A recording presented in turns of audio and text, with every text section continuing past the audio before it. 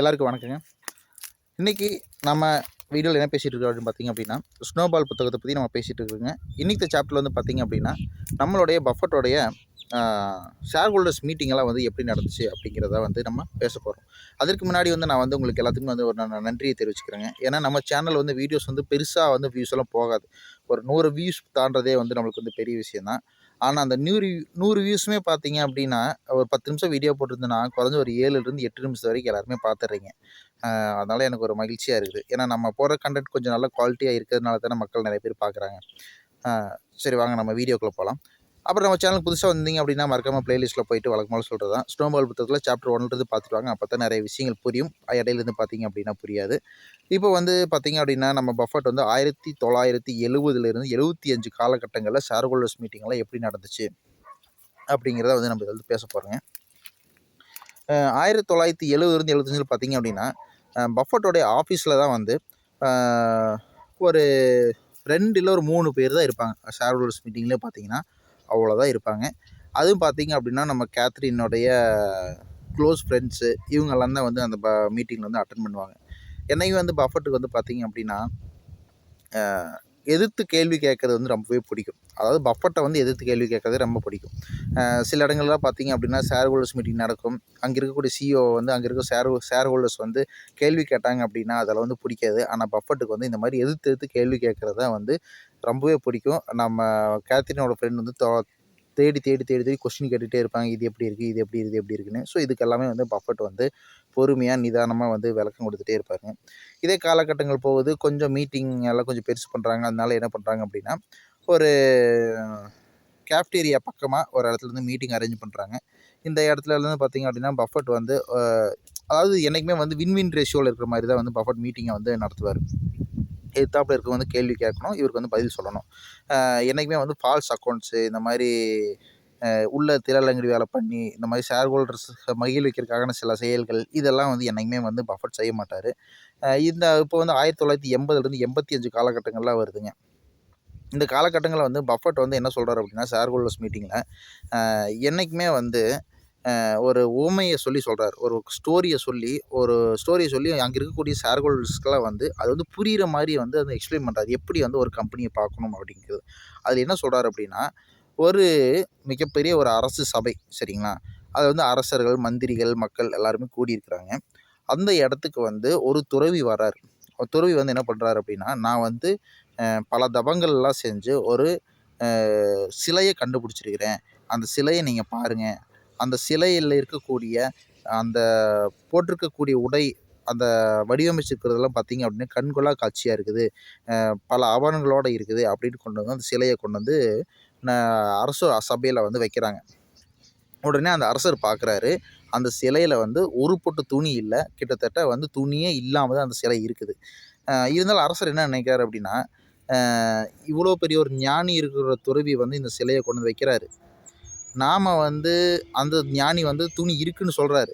நாம் வந்து துணி இல்லை அப்படின்னு சொன்னோம்னா மக்கள், மந்திரிகள் எல்லாமே நம்மளை முட்டாள்னு பார்ப்பாங்க. இதனால் வந்து நம்ம பேர் கெட்டு போயிடும். சரி எதுக்கு வம்பு, நம்ம துணி இருக்குன்னு சொல்லிடலாம் அப்படின்னு சொல்லிட்டு நான் துறவிட்டு பார்த்துட்டு, ஆமாம் முனிவரே, பார்த்தீங்கன்னா இந்த சிலைக்குண்ட பொருத்தப்பட்டிருக்க துணிகளும் ஆபரணங்களும் பார்த்திங்கன்னா ரொம்ப அழகாக இருக்குது, நேர்த்தியாக இருக்குது.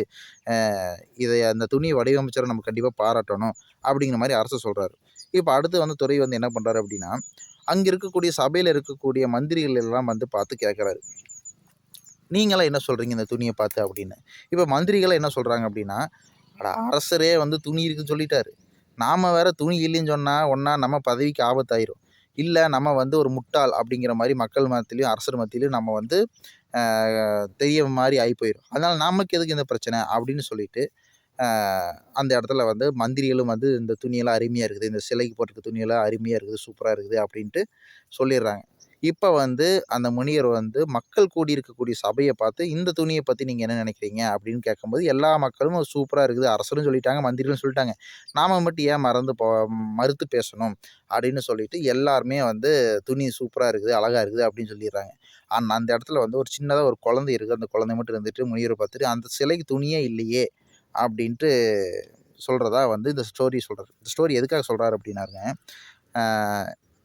ஏதாச்சும் ஒரு மிகப்பெரிய ஒரு புரோக்கரேஜ் ஃபிர்மோ இல்லை மிகப்பெரிய ஒரு இன்வெஸ்டரோ இந்த மாதிரி செலிப்ரிட்டியாக இருப்பாங்க இல்லைங்களா, அவங்க சொன்னாங்கன்னா உண்மையாலுமே கண்டிப்பாக அது நடக்கும் அப்படிங்கிற மாதிரியான விஷயங்கள் news papers, magazines, media, YouTube இந்த மாதிரியான இடங்கள்ல எல்லாம் வந்து யாரோ ஒருத்தர் இன்ஃப்ளூயன்சர் வந்து இந்த ஷேர் வந்து சூப்பரான இந்த கம்பெனி வந்து நல்லா பண்ண போகுது, எதிர்காலத்தில் மிகப்பெரிய அளவு லாபத்தை கொடுக்க போகுது அப்படின்னு சொன்னால் நிறைய பேர் வந்து அதை மறுத்து பேச மாட்டாங்க. ஆமாம், கண்டிப்பாக அப்படி தான் நடக்கும் அப்படின்னு சொல்லிட்டு அந்த உள்ளே போய் ஆட்டு மந்த மாதிரி உள்ளே போய் ஷேர் வாங்குவாங்க. ஆனால் அந்த கம்பெனி நம்ம உள்ளே போய் அனலைஸ் பண்ணி பார்த்தோம் அப்படின்னா அந்த கம்பெனியில் வந்து கடன் அதிகமாக இருக்கும். கடன் அதிகமாக இருக்கிற கம்பெனியில் எப்படி இன்வெஸ்ட் பண்ண முடியும்? அதே மாதிரி பார்த்தீங்கன்னா கேஷ் ஃப்ளோ வந்து ரொம்ப நெகட்டிவாக இருக்கும் அப்படின்ட்டு பஃபெட் வந்து அந்த இடத்துல குறிப்பிடுறாரு. ஸோ இதில் வந்து கேஷ் ஃப்ளோ அப்படின்னு என்னென்னு பார்த்தீங்க அப்படின்னா, நான் உங்களுக்கு உதாரணத்துக்கு எடுத்துக்காட்டு சொல்கிறேன் அப்படின்னா, இப்போ வந்து உங்ககிட்ட வந்து ரூ. 10,00,000 இருக்குதுன்னு வச்சுக்கோங்க. உங்கள் பேங்க் அக்கௌண்ட்டில் வந்து ரூ. 10,00,000 இருக்குது. ஆனால் வந்து ஒரு ரூ. 1,00,000 கடன் இருக்குதுன்னு வைங்களேன். அந்த 10,00,000 நீங்கள் 1,00,000 மைனஸ் பண்ணிட்டு பார்த்தீங்க அப்படின்னா, உங்களுடைய மொத்த நிகர கேஷ் ஃப்ளோ வந்து பார்த்தீங்கன்னா 9,00,000. ஸோ இதை நான் வந்து எப்படி இதை நான் கொஞ்சம் அனலைஸ் பண்ணேன் அப்படின்னா, ஒரு டைம் வந்து நான் ஷேரில் அனலைஸ் பண்ணிட்டு இருக்கும்போது விப்ரோ கம்பெனி அனலைஸ் பண்ணும்போது பார்த்தீங்கன்னா, அந்த கம்பெனியில் கடன் அதிகமாக இருந்துச்சு. என்னடா நல்ல கம்பெனியாச்சே, வேல்யூவேஷன் தான் கொஞ்சம் அதிகமாக இருக்குது. ஆனால் கம்பெனியில் கடன் இருக்குது. இந்த கம்பெனி நம்ம எப்படி வாங்குறது அப்படின்னு சொல்லிட்டு என்ன பண்ணலான்னு யோசிச்சுட்டு இருந்தேன். ஸோ உங்களுக்கு வந்து பேலன்ஸ் ஷீட்டில் வந்து அனலைஸ் பண்ண தெரியல அப்படின்னா, சிம்பிளாக ஒரு ஐடியா சொல்றேன். நம்ம ஏஐ டெக்னாலஜி பயன்படுத்திக்கலாம். ChatGPT இல்ல Gemini இந்த மாதிரியான விஷயங்கள வந்து நம்ம பயன்படுத்திக்கலாங்க. சரின்னு சொல்லிட்டு நான் போய் ChatGPT போயிட்டு இது மாதிரி கேட்கிறேன். இது மாதிரி வந்து விப்ரோல கடன் அதிகமாக இருக்கு. இது எப்படி நல்ல கம்பெனின்னு நீ சொல்ற அப்படின்னு ChatGPT கேட்கிறேன். உடனே அது என்ன சொல்லுது அப்படின்னு எக்ஸ்பிளைன் பண்ணுது. இந்த கம்பெனியில இருக்கக்கூடிய கடனை விட இந்த கம்பெனியில இருக்கக்கூடிய கேஷ் ரிசர்வ்ஸ் வந்து அதிகமா இருக்கு. அதனால நீங்க கழிச்சுட்டு பார்த்தாலுமே வந்து பார்த்தீங்கன்னா, அந்த கம்பெனிக்கு வந்து இந்த கடன் வந்து ஒரு பெரிய பொருட்டாவே இல்ல. அப்படின்னு வந்து அந்த ChatGPT சொல்லுது. ஸோ இது மாதிரி நீங்கள் ஈஸியாக அனலைஸ் பண்ணி கண்டுபிடிச்சிக்கலாம். ஸோ இதே மாதிரி பார்த்தீங்க அப்படின்னா, நம்ம சமீப காலத்தில வந்து பார்த்தீங்க அப்படின்னா, நம்ம அ அதானி அந்த மாதிரியான நிறுவனங்கள்லாம் பார்த்தீங்கன்னா, எல்லா பக்கம் நியூஸ் பேப்பர்ல வந்து பேசிட்டே இருப்பாங்க. அதாவது அந்த யுஎஸ்ல வந்து ஒரு கேஸ் ஃபைல் பண்ணாங்கல்லங்க. அதுக்கு முன்னாடி வரைக்கும் பார்த்தீங்க அப்படின்னா, எல்லா பக்கம் ஆஹா ஓஹோன்னு பேசிட்டு இருப்பாங்க. அதே மாதிரி பார்த்தீங்கன்னா, ஷேர் வேல்யூ வந்து கண்ணப்படிக்கு மேல போயிட்டே இருந்துச்சு. அத வந்து அடுத்த டாட்டா அப்படிங்கிற அளவுக்கு வந்து கம்பேர் பண்ண ஆரம்பிச்சாங்க. டாட்டா அப்படிங்கிறது வந்து பார்த்தீங்க அப்படின்னா, எந்த ஒரு கவர்மெண்ட் சப்போர்ட் இல்லாம சில நேரங்கள்ல கவர்மெண்ட்டே எதிர்த்து பிசினஸ் பண்ண வேண்டிய ஒரு சூழ்நிலை. கவர்மெண்ட்டே வந்து டாட்டாவ கை குடுக்காத சூழ்நிலையில இருந்திருக்கு. அது நம்ம நானோ கார்ல எல்லாம் கூட நம்ம பார்த்துருக்கோம் இல்லைங்களா? ஸோ, அ கவர்மெண்ட் சப்போர்ட்டோட ஒரு அதானி நிறுவனம் இருந்தும், அந்த கம்பெனில நெறைய கடன் இருக்குது. கேஷ் ஃப்ளோ பெருசா இல்ல. ஸோ இப்படி இருக்கும்போது பார்த்தீங்க அப்படின்னா, எல்லா நியூஸ் பேப்பரும் நெறைய புரோக்கரேஜ் எல்லாமே வந்து இதான் அடுத்த ஃபியூச்சர், அடுத்து இந்தியாவோட எதிர்காலம் அப்படின்லாம் பேசுனாங்க. ஸோ இத தான் வந்து பஃபெட் வந்து உவமையா காட்டுறாரு. ஸோ இது மாரியெல்லாம் வந்து நீங்க வந்து நம்பாதீங்க. அதாவது ஒரு ஷேர் ஹோல்டர்ஸ் மீட்டிங்லயே பார்த்தீங்க அப்படின்னா, இந்த மாரி தான் வந்து ஏதாச்சும் ஒரு உவமைய காட்டி, சாதாரண ஒரு மக்களுக்கு கூட வந்து அது புரியிற மாரி வந்து கிளாஸ் எடுப்பாரு. ஸோ எல்லாருமே வந்து பார்த்தீங்க அப்படின்னா, பஃபெட் வந்து கடவுளா தான் பார்ப்பாங்க. ஸோ 1986 காலகட்டங்கள்ல பார்த்தீங்க அப்படின்னா, அ கிட்டத்தட்ட ஒரு 500 பேர் கலந்துக்கிற அளவுக்கு வந்து மீட்டிங் வந்து பெருசாக ஆரம்பிச்சுருச்சுங்க. அதாவது 10 வருஷத்துக்கு முன்னாடி 2 பேர் தான் இருந்தாங்க ஷேர் ஹோல்டர்ஸ் மீட்டிங்ல. 10 வருஷம் கழிச்சு பார்த்தீங்கன்னா, 500 பேர் இருப்பாங்க. நெறைய பேர் வந்து பஃபரோட ஸ்பீச்ச கேட்கணும் அப்படிங்கிறதுக்காகவே வந்து மீட்டிங்ல வந்து இருப்பாங்க. அ பஃபெட் சொல்லிக் குடுக்கக்கூடிய விதம், ஒவ்வொரு விதமுமே வந்து பார்த்தீங்க அப்படின்னா, சாதாரண பாமர மக்களுக்கும் அது எளிமையா புரியணும்.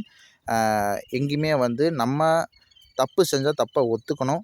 அடுத்த தடவ சரி பண்ண முடியும்னு சொல்லணும். நஷ்டம்னா அத ஏத்துக்கக்கூடிய மாரி மனப்பக்குவத்துல வந்து பஃபரோட ஷேர் ஹோல்டர்ஸ் மீட்டிங்லாம் இருந்திருக்குதுங்க. ஸோ இது வரைக்கும் தான் மாட்டுது. அடுத்த சாப்டர்ல பார்த்தீங்க அப்படின்னா, இண்டெக்ஸ் ஃபண்ட் அந்த மாதிரியான பிரச்சனைகள்லாம் இருக்கு. அதில பண்ணாலே போதும். நீங்க வந்து தேவையில்லாம வந்து புரோக்கரேஜ்க்கு தனியா பணம் குடுத்து நீங்க மியூச்சுவல் ஃபண்ட்ல பண்ண வேணாம். அப்படிங்கிற மாரிலாம் போட்டிருக்காரு. ஸோ, அத நல்லா தெளிவா படிக்க முடியல. சரி இத மட்டும் பேசிட்டு நம்ம அடுத்த சாப்டர் அத கன்டின்யூ பண்ணலாம் அப்படின்னு நெனச்சேங்க. ஆ வீடியோ பார்த்ததுக்கு நன்றி. வணக்கம்.